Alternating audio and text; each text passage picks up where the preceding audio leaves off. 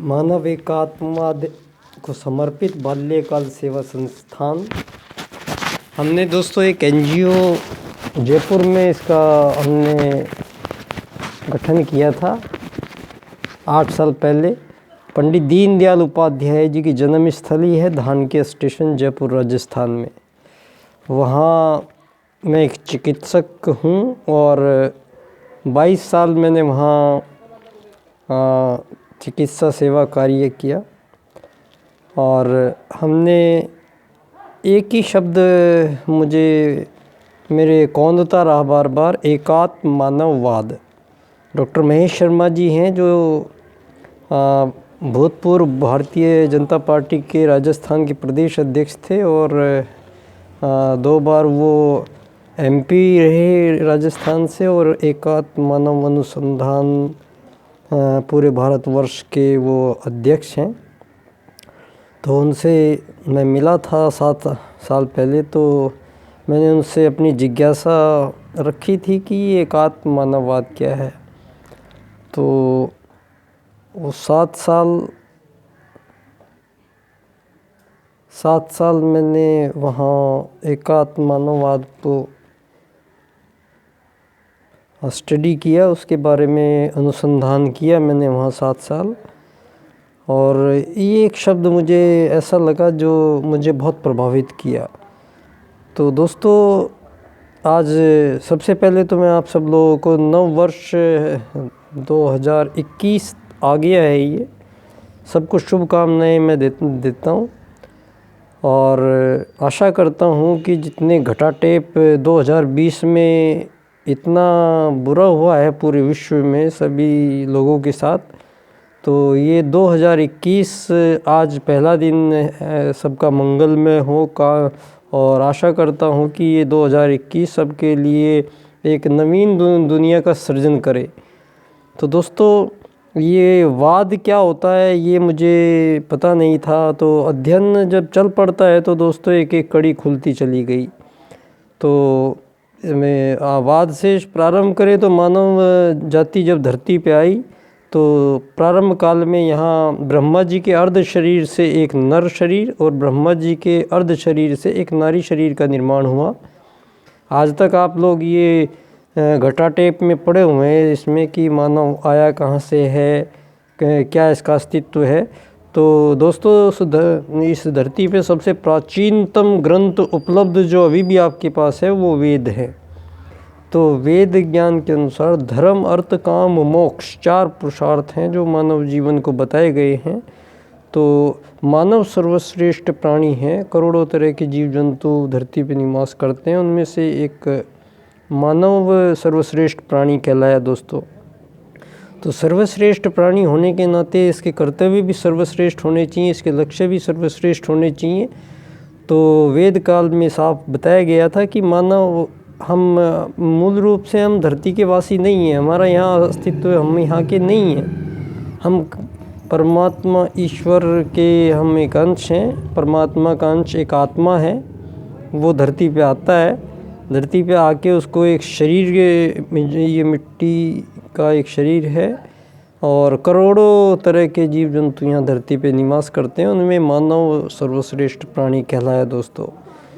तो सर्वश्रेष्ठ इसलिए कि इसकी मोक्ष प्राप्ति के लिए यहाँ मानव जीवन अब धरती पे आता है और मोक्ष प्राप्ति ही उसका मुख्य लक्ष्य होता है। तो मोक्ष प्राप्ति के लिए यहाँ धर्म अर्थ काम 3 परिभाषाएं, 3 ये जो आपको शब्द दिए गए हैं ये मानव को सर्वश्रेष्ठ बनाते हैं अन्य प्राणियों की भांति। तो दोस्तों ये हज़ारों सालों से हम देख रहे हैं कि दुनिया में धर्म, बहुत सारे धर्म हैं। हर देश में सभी लोग धार्मिक हैं, कोई किसी न किसी धर्म से जुड़ा हुआ है। तो इन धर्मों के बीच में गया तो पता इनके मूल में हम इनकी जड़ों को जब मैंने देखा दोस्तों, तो वेद के अनुसार जो धर्म अर्थ काम तीनों के जो मूल परिभाषा थी, हम ही लोगों ने उनका उच्चारण, उनके जो अर्थ थे वो उनके अर्थ हमने परिवर्तित कर दिए। और उनके परिवर्तित अर्थों के परिणाम स्वरूप आज पूरी दुनिया में आप देख रहे हैं कि सारी दुनिया में युद्ध, ईसा से 540 वर्ष पहले ये युद्धों की शुरुआत मानव में हो चुकी थी। वैसे यहाँ युद्ध होने का कोई, जब मानव धरती पर आया तो वेदानुकूल आचरण स्वतः ही करते थे लोग। न यहाँ राजा थी, न प्रजा थी, न दंड था, न दांडिक था। तो धर्म, अर्थ, काम, इन तीन में, ये तीन परिभाषाएं बाद में मानव ने अपने इनमें त्रुटियां लाके और इनके अर्थ के धर्म का अधर्म कर दिया, अर्थ का अनर्थ कर दिया, काम का भोग बना दिया और मोक्ष से किसी को कोई मतलब नहीं रह गया है दोस्तों। तो परिणाम आप देख ही रहे हैं कि अभी दो विश्व युद्ध दुनिया में हो चुके हैं। तीसरा विश्व युद्ध ये चाइना ने अभी कोरोना वायरस से किया है। अभी उससे हम जूझ ही रहे हैं सारी दुनियावासी। तो और परमाणु बम सब अपने तान के बैठे हुए एक दूसरे के ऊपर। तो दोस्तों, ये धरती एक ग्रह है। ये ग्रह कभी किसी इंसान ने नहीं बनाया है। ये ग्रह जिसने बनाया है, बनाने वाला पूरे ब्रह्मांड को उसी ने सृजित किया है।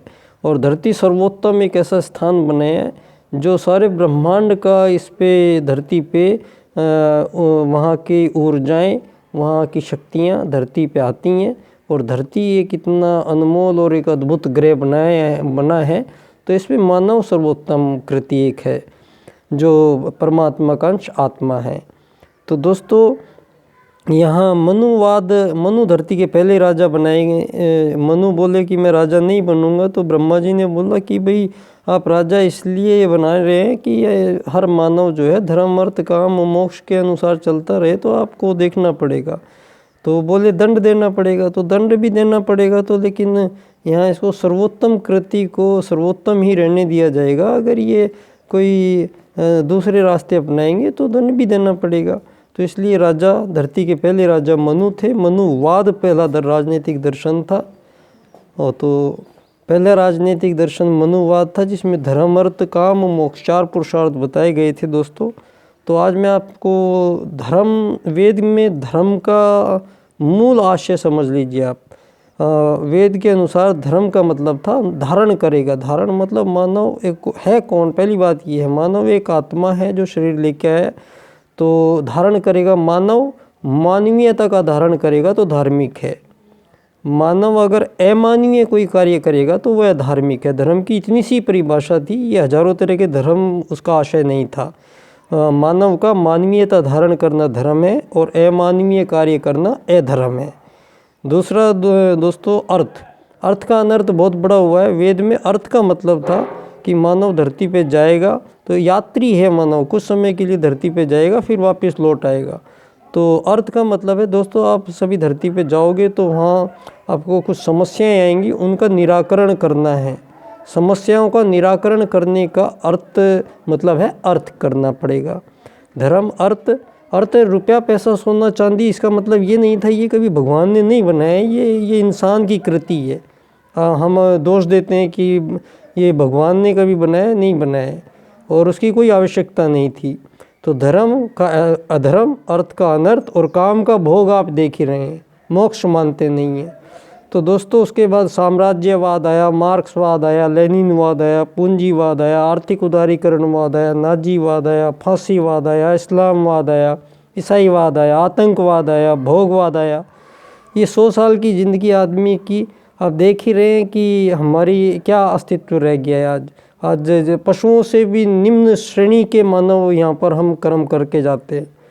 तो दोस्तों, ये नववर्ष मंगल में हो उस रूप में हमें, हमारे भारत का ये सौभाग्य रहा कि लाखों साल बाद में, करोड़ों वर्ष बाद में, मनु के बाद में हमारे देश में एक ऐसे महान राजनीतिज्ञ ने जन्म लिया, पंडित दीनदयाल उपाध्याय जी, जिन्होंने दोबारा से फिर धरती को एक नया वाद दिया, एकात्म मानववाद। तो दोस्तों, ये एकात्म मानववाद को मैंने स्टडी किया तो पूरा विषय बन के आया मानव एकात्मवाद से समग्र व संपूर्ण वैश्वीकरणवाद। इसका मतलब है कि आत्मवत् सर्वभूतेषु और वासुदेव कुटुम्बकम। तो ये दोनों का मिलान बन के पूरा विषय मेरा बना है, मानव एकात्मवाद से समग्र व संपूर्ण वैश्वीकरणवाद। ये विश्व न्यायालय का मुद्दा है दोस्तों। और धरती पे जितनी भी सीमा रेखाएं खींच के ये आज़ाद देश बने हैं, ये धरती पे जितनी भी सीमा रेखाएं हैं, ये सब अवैध अतिक्रमण है धरती का दोस्तों। हमारा वासुदेव कुटुम्बकम ये कहता है कि धरती पे जितने भी जीवित मनुष्य रहते हैं वो सब एक आत्मा है, परमात्मा के अंश हैं, सब एक ही हैं।